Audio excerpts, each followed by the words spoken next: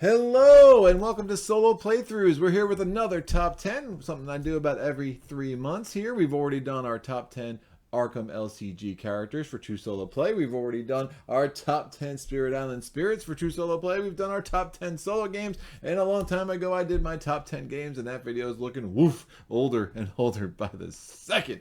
Wow, we've come a long way since then. Also had the top 10 questions for Mrs. Playthrough. So what else do I need to do? Well, on this channel, it seems pretty important that I get my top list of mages. The only problem is there's only 7 of those suckers. And top 7 doesn't, have the same ring that top 10 does. People go crazy for these top 10s. So we're going to do a top 10. I'm going to fudge it. I'm going to add to the bottom of that list my 3 favorite units. So consider it like a little bit of a bonus here. Normal caveats, my opinions, not scientific method in determining for me to get to these opinions. If I put your favorite mage last, haha, joke's on you. No, seriously, let's talk about it in the comments. Happy to engage. Always love 99.9% of the comments on these videos. Super, super fun for me. So just engage in the comments. Tell me what I've got wrong. I played this game a ton. I'm still learning new things. Let's go for it. So let's get to it. Number 10. Number 10... Again, so unit number 3 of my favorite units is the Fire Golems. I mean, how do you not love the Fire Golems? They have fire resistance. They have physical resistance. They have that ranged fire attack 4 and that attack and block 3. Really, really good to have that much elemental attack coming from one unit. Having that resistance can be really huge. Love these guys. Super, super cool. Forget you, Ice Dragon near the city. I'm going to crush you with my Fire Golems, right? Forget you, Freezers. I'm going to crush you with my Fire Golems. Now, dude, I really do wish that they had a little bit of ice resistance in there as well. Couldn't really help against those Freezers. But look, for 8 influence, for what you get, you can recruit them at keeps and mates towers. Super flexible, easier to get than some of the elite units as far as the where you can actually spend that influence to get them. And they're a big unit for me. Love to grab them when I get a chance. I don't know if I've actually had that chance in any of my playthroughs on the channel, but hopefully we'll rectify that soon if that's true. So number 10/number 3, the Fire Golems. Number 9. Number 2. Catapults. Oh my gosh, I love the catapults. I mean, you're talking what? Siege fire attack 5? Oh wait, the siege ice attack 5? Oh wait, you don't have any mana? Siege attack 3. All of that works for me. Big fan of this unit. Yeah, that 4 armor with no resistances isn't great. I mean, come on, it's a freaking catapult. You couldn't even give me physical resistance. I mean, come on. Have you seen someone go to a catapult to break it with their bare hands without a wrench? I don't think so. So, not the greatest. But again, only 9 influence. You can recruit it at a keep. So hopefully you get to that, what is it, the white city that has that keep right there. It's really helpful. So it can really help get these guys in late game. But it's a really strong unit. I always find the catapults like thematically a little funny because I recruit this unit and like everything else is like a sentient being which I can actually bring into my army, but the catapults are like, this thing. Who's running the catapult? I mean, this thing isn't running itself, right? So presumably you're recruiting the guy who made the catapult. I don't know what a catapult is. The catapult. So maybe that's him in the background there. I don't know. Who cares? It's really good. Go and get it. Get yourself one. I got one in my house. Sort of in this card, I mean, but I should maybe I'll talk Mrs. Playthroughs into building a catapult next to our house just in case, because you never know when you're going to get attacked by a rampaging Draconum. I don't know. It is what it is. Just saying. Hope she watches this video. Maybe she will. Maybe she won't. Who knows? The mystery is deep, and we're only at number 9. Let's go on. Number 8.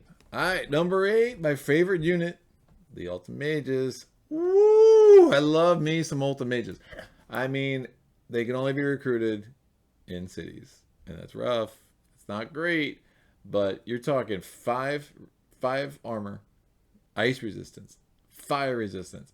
You can get 2 mana tokens if you just really need mana. You can get yourself a cold fire attack or a cold fire block 5, and if you spend a red and a blue, you pump that puppy up to 9. And the grand finale of this card, you spend the black mana at night, and you can turn everything into either cold fire attacks or siege attacks. Are you freaking kidding me? I mean, I think half of my early wins in Mage Knight came because I somehow was able to get this dude in the first city that I conquered, or with the Banner of Command, right? Or with the, what is that white spell where it's the, oh man, I don't know. It's the Banner of Command is the artifact that gets it. There's that spell that you can actually just take a unit. Somebody will put it in the comments. Whatever. You all know what I'm talking about if you played this game a couple of times to come across that beauty. But yeah, this dude is so cool and so strong. And I think it's like there's no more discrepancy, because the normal Ultima mages, when you come across them as an enemy, they're just chilling in the mage tower. They ain't that much special. But man, the player version, woo, these guys are awesome. Awesome, awesome, awesome. Huge asset. A lot of flexibility in there that I really love. They pair up with anyone that, you know, they can get a lot of crystals. You got that middle ability. But again, that you're playing a black mana at night and getting that, turning everything into siege. It's a game breaker. I love me some Ultima Mages. My favorite unit by far. Done with that. That's out of the way. We got 7 mages to get through, and we're going right now. It's going to be really controversial. Number 7. Number 7. I'm sorry. It's Tovak. I just don't get it. People love Tovak. Why? He's just, compared to the other mages, what does he do? Like, look, his special cards are not great. Instinct, okay, great. I've actually convinced myself that it's just a little bit better than improvisation, but not much, right? I mean, in some ways, having improvisation, I normally have a dead card in my hand when I want improvisation anyway. So what's the difference? So you've actually, give me, if this was the same values as improvisation and I didn't have to discard a card, I love instinct, but it's not. It's actually 1 less. So what's going on? I could play this and might have to play a card sideways anyway to get to the same value that I wanted that improvisation gave me. So this, no. And cold toughness, I mean, don't even get me started. I mean, it's marginally better than determination, right? It's stronger if you have an enemy with fire block. Oh, then it becomes stronger. Oh, but then mind you, we have this ice block 5. So if I power that, and yeah, that can become a super, super block. Great. The number of games I played with Tovak, that's become super, super relevant. Not very often. And it doesn't work against enemies with arcane immunity. Why? I don't know. It's the most inconsistent ruling in all of Mage Knight. I will stand by that. I've had threads about this. I will die on this hill. Yes, I will. I don't get it. So these special cards do nothing for me. So then what do we have? We have these skills. Double time, great. Love that, man. Get the 2 extra movement every round, every turn during the day. The rest of these skills, they're not all that. I love motivation. The rest, you know, you're having a hard time getting crystals. I got the cold swordsmanship, great. It's attack 2. I just feel the other skills are better. I really like the wound management skill, right? But why do I need a wound management skill for a guy that's supposedly going to give me all this block and I'm not going to need the wounds anyway? So, I don't know. Tovak just never impressed me. I always find him the number 1 struggle in as I was learning this game. I was like, I can't win with Tovak, can't win with Tovak. Arythea, bam. Goldix, bam. Norowas, bam. And Tovak, I'm just like struggling to make him work. He does not fit with my play style at all. Very offensive minded, obviously, as I play. Like to be really aggressive. Tovak's just a different kind of thing. Doesn't work for me. That's why he is number 7, the worst of all the mages. That's right, I said it. But yeah, I don't know. Tell me why I'm wrong. But sorry, tell me why I'm wrong below is what I meant to say until I lost ability to use my mouth because I'm so scared of the backlash. Not really. But number 7, Tovak. Let's move on. Number 6, Mr. Crappy Mini. Oh my gosh. You know that I think Tovak's pretty bad if I'm putting this dude with this wiggly garbage-based thing that looks nothing like this. I mean, how would this guy look? How are they the same person? I don't even understand. This guy looks cool and tough. This is like his weenie little brother who's playing dress up with this. What is that hat? And what? Just no. I'm sorry. It's so bad. I mean, I would replace it. And just spend the 30, 40, 50 bucks, whatever, to replace it to get a better mini. Except then what would I complain about on my channel? And obviously, this is what keeps me up at night. So we're gonna go with Mr. Crappy Mini, number 6, right? Why do I like him better than Tovak? Well, a couple of, and this is really like, this is the bottom for me, right? After this, it starts going way higher for me. Even Wolfhawk, and we'll get to that next. So you won't have to wait too long for her. But what do I like about Braevalar compared to Tovak? Well, look, you give me 1 month of land, which now you've given me a souped up march that actually gives me the ability to heal. Super, super flexible. You took one of the 4 movement cards, and when I don't need it for movement, what? I can actually have other things that I can do with it, including heal for someone like me who takes a lot of wounds in how I play. That's really strong. And then you give me the ability to go, oh, I can actually heal 2, or I can get a super block card. I love that flexibility. And then you have Druidic Paths. Again, you've souped up another one of my movement cards, and this time you're allowing me to reduce the movement cost of one terrain, or one type of terrain. That can be huge. A lot of times you get to that, those 2 cities are pretty far apart. Man, Braevalar, boom, bringing the flexibility, bringing me the enhanced movement in a way that I really like. Now his skills aren't great, but they're not bad either. I mean, you're giving me 2 skills that give me 2 mana, which is awesome, right? So you can save those up, get those 2 mana. We get the extra influence if we really need that. We get the one that reduces the cost of exploring, again, saving movement there. The elemental resistance can be really strong. There's the really good skills. The ones in the back, though, that's what I really love. Man, Secret Ways. I can actually travel through a mountain or a lake if I need to. Super flexible. How many times when you get to that last city, you're like, holy crap, I could win if only I can cross that stupid lake that's right in front of me. Well, now you can, right? Shapeshift, super flexible. Love that flexibility. It really, really comes in handy. Now, you do have to only use that on a base card, but I can turn movement into block or attack. That's awesome. I mean, once a turn, it doesn't even exhaust. Super cool. I just think Braevalar brings it a little bit more than Tovak because of how important that flexibility is. And a lot of times those 1 or 2 points here or there really add up over the course of 6 rounds or 2 rounds or 4 rounds, depending on the scenario. 5 rounds, I think, for Dungeon Lords. So there's a lot of bonuses that come with Braevalar. And when you learn how to use him well, he can be very, very strong. So there we go. Number 6. That's such a bad mini. Braevalar. Number 5. All right, number 5, as promised, we weren't going to have to wait long. We got some Wolfhawk. So we got 2 of the 3 expansion characters out of the way. I wonder where the last one's going to be. All right, we'll get there. So Wolfhawk is actually a lot closer to 4 than you might think for me. There really is a bit of separation for me from Braevalar and Tovak and the top 5 for me. Wolfhawk does one thing really well, and that's movement. Wolfhawk can move, and that's really all because of that one special card she has that is super, super strong in Tirelessness. And you need to move late game, you don't have a lot of rampaging enemies cramping your style. This card is huge.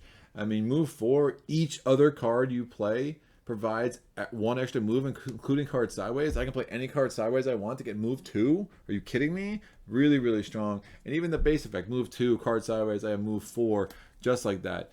It can really add up. I mean, one of the big things with Mage Knight is pacing and timing. And when you know that you have a strong movement card once around that can get you where you need to go, it really changes the dynamic of an entire scenario and how you play. What's your other special card? Not as impressed. I mean, it takes basically one of the swiftnesses, and now you have swift reflexes.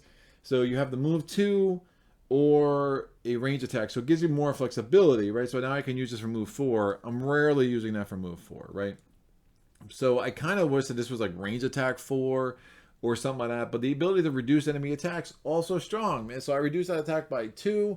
I take 1 less wound. Super cool. Now I just kill it in the melee phase. That can also add up. As for the skills, they're not the greatest. I mean, dueling can be nice because, you know, you can always kind of just don't use a unit, kind of make yourself move up on that fang track and make a big difference. Taunts are right. I love motivation, obviously. I'm a huge sucker for that card. But the rest of these, yeah, you know, points of healing, I just don't love them. Really, these skills are what kind of make Wolfhawk fall to 5 for me, as opposed to my number 4. But it's a cool character. I when I first got it, I mean, this mini was, I don't know what, I bought this secondhand, and I don't know what the dude was doing with this mini, but these swords were wrapped around like she was like a spinning ballerina doing some stuff, and was able to kind of straighten those out with that little hot water trick. So happy about that. But love playing as her. Super, super cool. Really good addition to the world of Mage Knight that came with the Lost Legion expansion.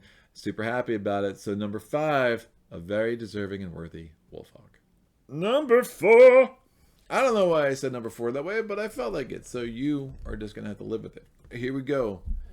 Goldix. Maybe that's just the way the dragons need to be heralded in to the conversation. Maybe. Ever think about that? All right. So what do we like about Goldix? Mana! Mana, mana, mana, and more mana. That's the first 18 reasons why I like Goldix.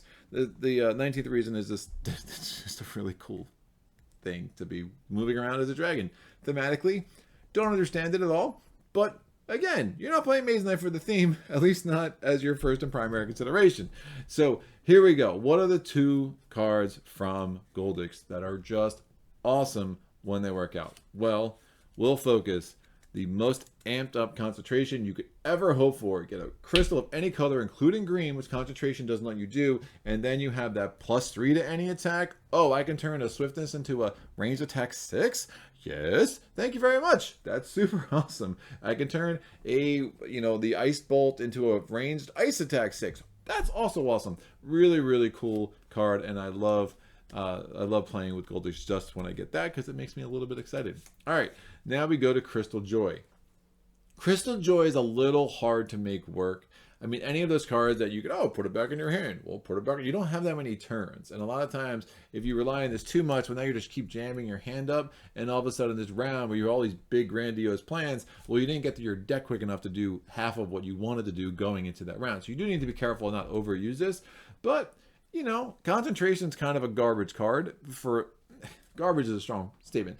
Concentration isn't always the most useful because how many times you just have that ability to use it. So if I'm going to actually be able to have a series of turns where I can make use of concentration, well, I might as well have Crystal Joy, and I could actually really fill up my inventory. It can be very important in like the 5th day as you get ready for the siege of the final city in the 3rd night. So the 3rd day, the 5th round, so get ready for the 3rd night, the 6th round. I found Crystal Joy really, really useful. That might be a day where you're like, I'm going to punt this round and just load up on crystals. Bam! Now I'm going to be a force to be reckoned with in that final night. So yeah, love some Goldix. I mean, the skills are great. I mean, you're having just getting a lot of blue crystals, some mana. Again, that mana can go very well with Crystal Joy, obviously. Heal 2 can be useful. I got an extra siege attack. Universal power. You have to spend a mana for it, but if you're so rich in mana, I like these so much more than Tovak skills where you're like, hey, I get a time, now it's ×2. Well, the ×3 or ×4, that's way stronger than that ×2. But flight, flight, game-changing skill. One of my favorite skills in all the game. You get flight early, that ability to move 2 entire spaces for 2 movement no matter what the terrain. Yes, please. I will love to take that. Get you across a mountain when you need it. Get you across a lake when you need it. Get you through 2 swamps when you only have 2 movement. Awesome. Goldix, super cool. I will siege a city with this dragon any day I can because Goldix is great. So that is number 4, Goldix. Number 3, the Elf Lord himself. You're in the presence of Norowas. Who else? Norowas is amazing. Look, my top 3, again, there is even further separation between my 4 and my 3. I mean, Norowas is a force. When you get that unit offer to cooperate, I mean, he really can make an argument for the strongest mage in the game. That's how much I love Norowas. Unbelievable. The things I've been able to pull off with this dude, just when the right combination of units come out in the right locations and you're able to recruit the world. Meanwhile, not only are you recruiting the world, but with noble manners as opposed to the influence card, man, you can also gain some fame. So now you're moving up the track. You're leveling up just a hair quicker. Those level ups can really add up. They can make life a lot easier. The difference between level 5 and level 6 is huge. Level 6 and level 7 is huge. It just all adds up and makes a difference, right? So that's your one special card. What's the other special card? Well, Rejuvenate. Woo! Hello! I mean, Tranquility now becomes the ability to, I can gain a mana token if I don't need a healing. Give me the mana token. That could come in useful. Power some concentration. Or I can re-ready a unit? Are you kidding me? Amazing. Such a good card. Then the rest, again, you can gain a green crystal or ready a unit again. Super cool. Love that flexibility. Again, sometimes you don't need the healing. Whatever. I don't need tranquility. I need my freaking unit back. I need my Ultim Guardians back. Well, that would be a little bit late game, right? And actually, you would need to spend the green for that. So probably not ready in the Ultim Guardians with this card, but maybe the Ultim Guardsmen or the Ultim Crossbowmen, having those back could be really, really nice. But let's get into these skills, shall we? Bonds of Loyalty. Holy cow. I mean, not only do I get a unit for 5 discount, which is nuts. Not only do I do that, but that unit can go and burn down a monastery with me. That unit can go into a dungeon with me. Are you kidding? Amazing, amazing, amazing ability. Love that skill. Favorite skill in the game, easily. On top of that, you have your motivation skill.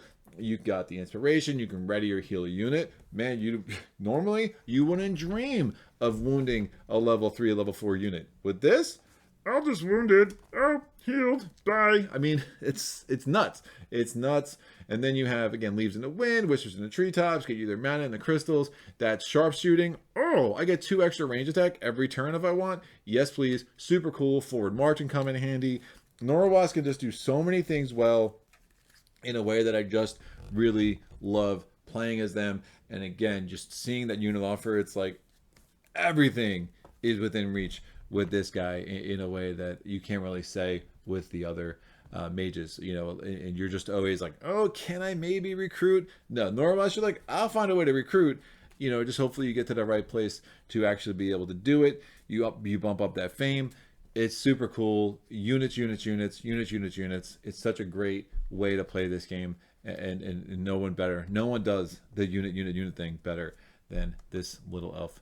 And he gets really mad when I call him little. I know, but he's little. What do you want from me? So that's it. That's number 3. Yes, number 3, Norowas. Number 2. All right. So you got 2 left. I know most people are probably expecting me to say 1 as 2 and 2 as 1. I think that makes sense. But little bit of an upset, I think. You might think I'm gonna say Krang, but I'm gonna say this one. And actually, if you watched my last my Krang videos and when I talk about how much I love that dude, you might not be at all surprised by the fact that we are going with Arythea as number 2 and Krangy Poo as number 1. So let's talk about Arythea and how amazing she is. Because you know what? It's unfair to say why she's worse than Krang. Krang is just that good.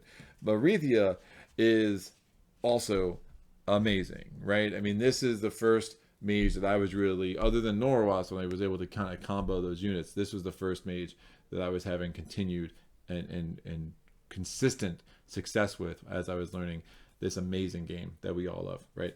So look, what makes Arythea different? Well, her 2 special cards. First, she has Mana Pull. And I probably should have been saying what came from the Lost Legion and what came from the base game as far as the unique, the separated cards. But for me, I've just played this game so much since that I just don't even really remember. And I don't feel like looking at those little, symbols in the corner. But I'm pretty sure this is from Lost Legion. Yes, confirmed. So Mana Pull. You can use 1 additional mana die from the source. And if it is black, you can use it to produce mana of any color. Okay. That's amazing. So I can use black during the day. Thank you, Arythea. You're incredible. And then you have, we'll take 2 mana dice from the source. So if I power this with a white, I can basically get 2 mana of any color I want. They do not have to be the same color. So you're basically turning 1 white mana into 2 mana of any color that you want. And again, you could also take black. Now you can't take the gold. So that's still the mana pull, the mana draw restriction. You can't use gold. Is still the same, but again, that flexibility is nice because sometimes you're like, well, I really need a red. The only way I can get a red is Mana Pull because I have a white, and then you're kind of stuck wasting the other, the other crystal, the other mana that you would get. But here, you're never really wasting because you usually can find something to do with 2 different colors, almost every turn. So really, really strong cards that make her stand out. But really, it's so skilled, man. Those skills are just so awesome. I mean, again, I love motivation. Power of Pain, I can turn a wound sideways once a turn as a 2 of anything I want. That's awesome. I mean, that's a really, really strong skill, and I love that wound management. Hot swordsmanship is fine. We got a siege attack. We have the dark pass, again, give me movement every turn. And then dark fire magic to give me a way that I can get a black mana, that I'm not relying on mana pull. I'm not reliant on the source cooperating. I'm not reliant on, you know, getting a ruby ring or a diamond ring or whatever, the ruby, the emerald ring. I mean, I can just get a black mana once a round. I mean, that can really, really make a huge difference in how a game plays out. So Arythea is great. I mean, I think, you know, I didn't talk about her other cards. So battle versatility, I was so busy gushing about mana pull that I forgot. Battle versatility, the other thing that makes her different. So you basically turned a rage into just awesomeness, right? Because now instead of the attack 2 and block 2, now I can get a ranged attack 1, great. Or instead of attack 4 or so what is rage, right? Attack 2 or block 2, and then the souped up effect is attack 4. Now I can get a block 4, or I can get a fire attack 3, or a fire block 3, or a siege attack 2, or a range attack 3. So incredible. I mean, it's such a cool card. I mean, you take, again, compare this to Instinct from Tovak. What are we talking about? This is so much better. It's so much more flexible. You're giving me elemental attack. You're giving me the ability to, you know, do siege attack or range attack that could be appropriate. I mean, it puts the versatility in battle versatility. I mean, it's really versatile. I mean, there's nothing else I can really say there. So we've talked about the skills already. I gushed over her 2 cards. There's a really nice way. I mean, battle versatility, you're talking from round 1, I can take my concentration and I can take my battle versatility. Where's my concentration? I'm concentrating. Here we go. And I can get myself a fire attack 5 from the very first turn if I pull these 2 cards. I mean, no other mage is coming close to that on their very first turn. And sometimes you need that elemental attack. You're trying to go for that dungeon or that keep on that first or second turn, or that mage tower, and you get that elemental attack, and it just really can swing a game in some really dramatic ways. So Arythea, she's awesome. Amazing. Should be number 1 if it wasn't for the Orc Chaos Shaman that stole my heart. So let's get there. Number 1, Krang. Number 1 is Krang. Every day, all day. Oh my gosh, I love this thing. Krang might be the trickiest mage to learn. But, look, Krang, this dude, I mean, there's a little bit of a resemblance. I think they're like distant cousins. I mean, Krang is ready to party. Yeti to party. I don't know, Sarah bought me the shirt, so just don't boo me too hard. I'm sorry. Like, the dad jokes in me come out once in a while, and I actually had to wear the shirt because there's someone in my life that I know is going to really want me to want to see me wear this on a video, because I don't think he thought I would. So here we are. Krang is just awesome.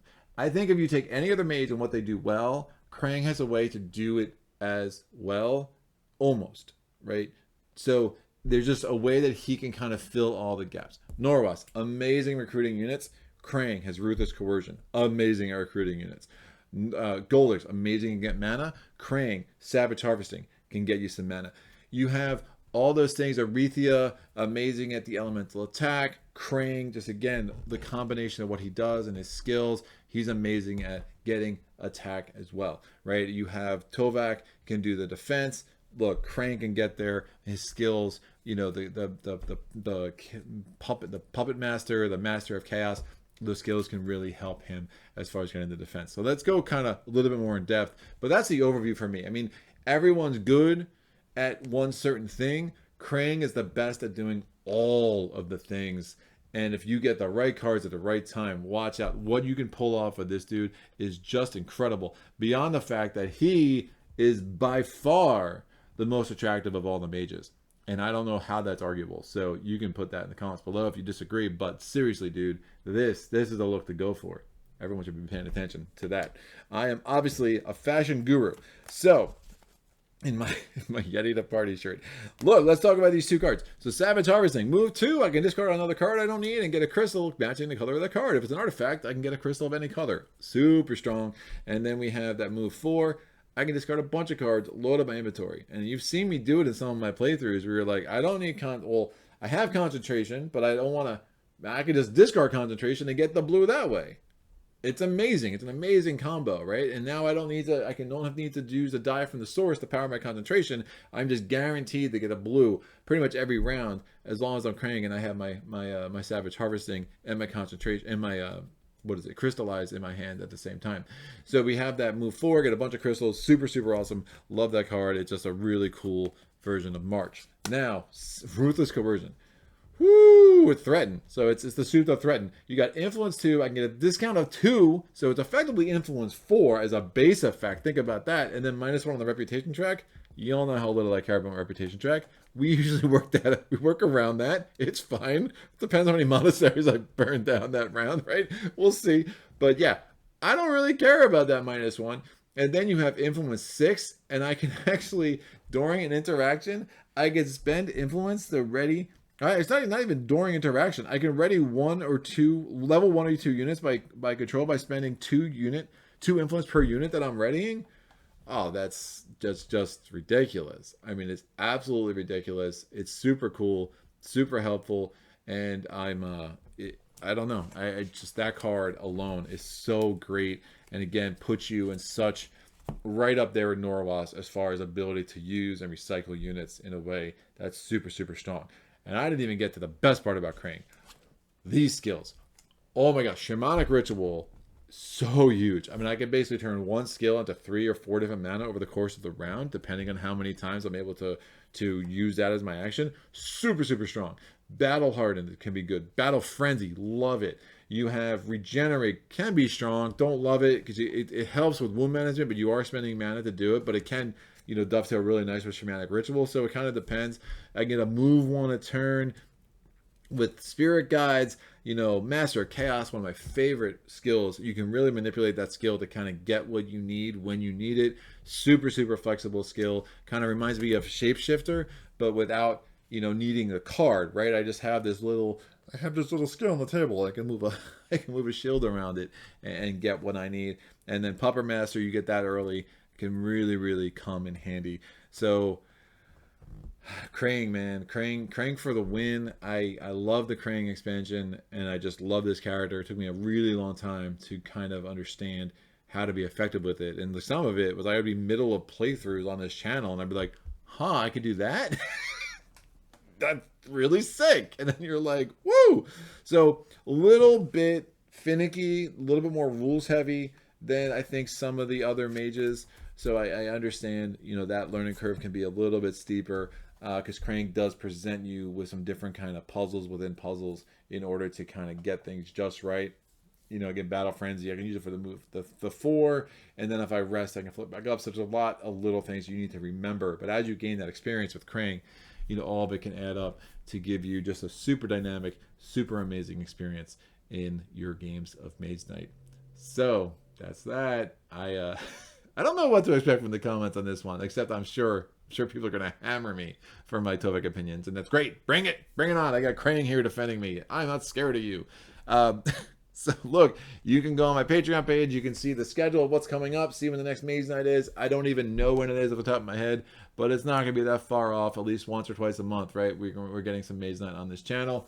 The game, there's just so many more things I want to do with it, so many more things I want to explore with it. I'm probably going to get back to that Relic Hunter, the Lost Relic scenario a few times. I want to try again and get that legendary Volcari's Return on camera at some point. Hopefully log a win, and then we actually can do a Blitz Volcari's Return. So that's something that's on my radar. So, and we'll keep moving up the ladder with the solo conquests, right? I don't know if I'm going to try any higher than a Megapolis with the Blitz scenario. That one live playthrough was insane. It was also with Tovak though, so you know how I feel about that dude. But there's a lot of things to look forward to on Mage Knight. Still more to kind of learn for me, even as I kind of keep trying to challenge myself with different scenarios and different challenges with this game. Challenge myself with different challenges. Yes, I'm very just like a human thesaurus, guys and girls and other. So let's wrap it up. Thanks as always. Likes, comments, questions, love it all. Please just kind of we'll engage in the comment section below. It's all really helpful for me. YouTube likes it. I like it. I've said that before. We'll be back. Thank you as always for joining me. And until next time, happy gaming.